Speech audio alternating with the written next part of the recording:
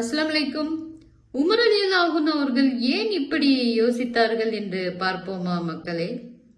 Khalid ரலியல்லாஹு அன்ஹு அவர்கள் பல போர்களில் தொடர்ந்து வெற்றி பெற்றதால் மக்கள் வெற்றி அல்லாவிடமிருந்து அல்ல காலிதினால் தான் வருகிறது என்று நினைக்க ஆரம்பித்தார்கள். இதனால் உமர் ரலியல்லாஹு அன்ஹு அவர் மக்கள் அல்லாஹ்வின் மீது நம்பிக்கை வைக்க வேண்டும் என்று நினைத்தார். ஒரே மனிதரை அதிகமாக உயர்த்தி பார்க்க கூடாது என்பதற்காக அவரை தளபதி பதவியில் இருந்து மாற்றினார். அந்த நேரத்தில் காலித் ரலியல்லாஹு அன்ஹு அவர்கள் சிரியா பகுதியில் வெற்றிகளை பெற்றுக் கொண்டிருந்தார்கள்.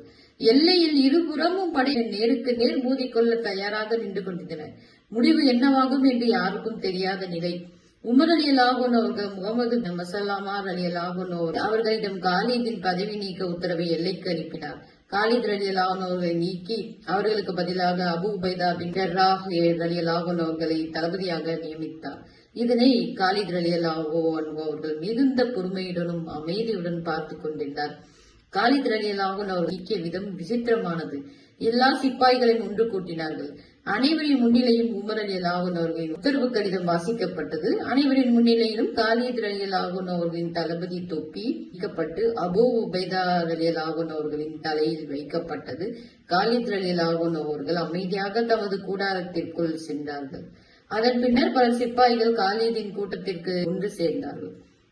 நாங்கள் உங்களோடு இருக்கிறோம், கலிஃபாவின் உத்தரவை ஏற்க வேண்டாம் என்று தங்களின் முழு ஆதரவையும் தெரிவித்தார்கள். ஆனால் காலித் ரலியல்லாஹு அன்ஹு அவர்கள் இவ்வாறு கூறினார்கள்: நான் உமருக்காக போராடவில்லை, உமரின் இறைவனுக்காகத்தான் போராடுகிறேன் என்று. முன்பு ஒரு படைத்தலைவராக போராடினார்கள், இப்போ ஒரு சாதாரண சிப்பாயாக போராட தொடங்கினார்கள். இதுல இருந்து நமக்கு படிப்பினை என்னன்னா, தலைமைக்கு கட்டுப்பட வேண்டும். அந்த உத்தரவு நம்முடைய உள்ளம் விரும்பினாலும் சரி, விரும்பவில்லை என்றாலும் சரி, நம் வாழ்க்கையில் எதை செய்தாலும் அது அல்லாஹ்வின் பொருத்தத்திற்காக மட்டுமே செய்ய வேண்டும்.